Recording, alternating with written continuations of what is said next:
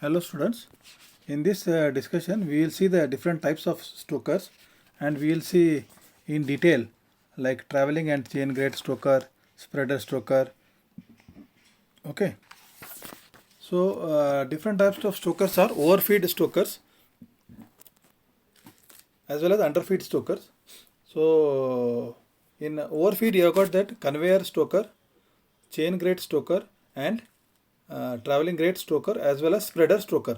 Means overfeed means the above the grate the coal is being fed.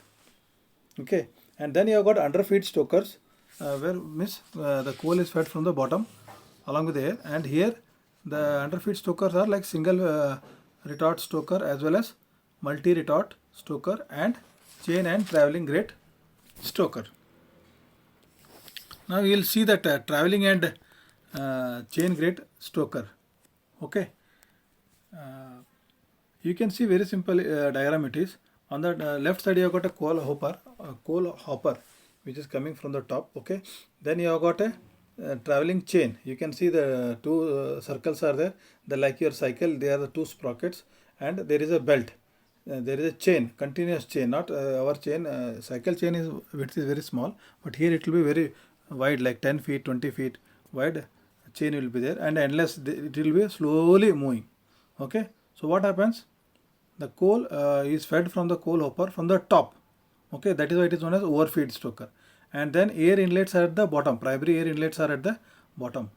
And then on the top you have got ports for secondary air also. Okay.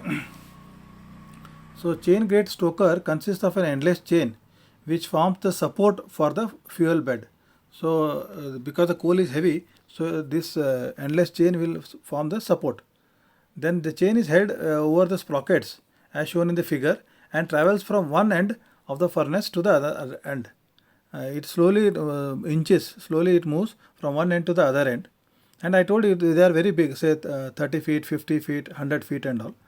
The sprocket at the front end is driven by electric motor. So the main drive is an electric motor which drives the sprocket with a reduction gear, of course, to reduce the speed. Coal is fed at the front end through a hopper which is carried by the chain to other end, hence into the furnace. Okay.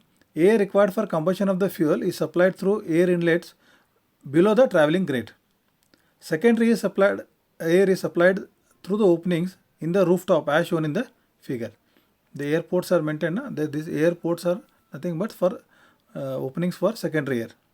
Rate of fuel supplied to grate can be controlled by two methods. How you control the heat?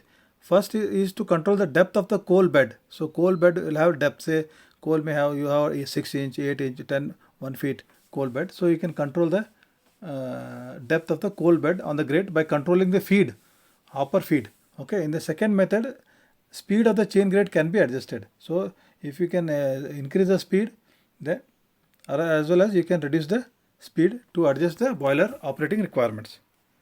So this chain grade stokers are widely used for burning non-caking, free burning, volatile and high ash content coals.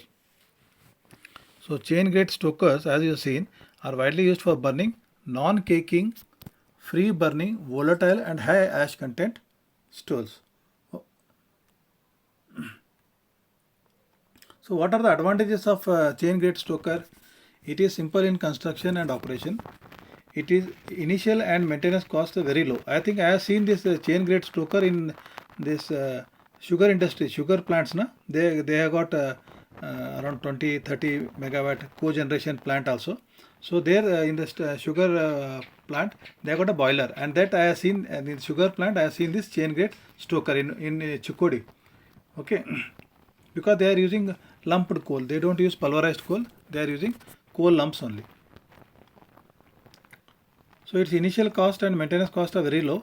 It doesn't have ash cleaning problems because that chain will have holes in that. Okay. Then combustion control is simple. As I said, it is control. Either you increase or decrease the chain speed, or air supply also you can increase, decrease, or the coal hopper that you can control. And the combustion efficiency is very high. But the disadvantages are It is only used for small capacity plants. Just now I told you I seen it in a sugar plant, because sugar plants are hardly 20-30 megawatt cogeneration plant they have got.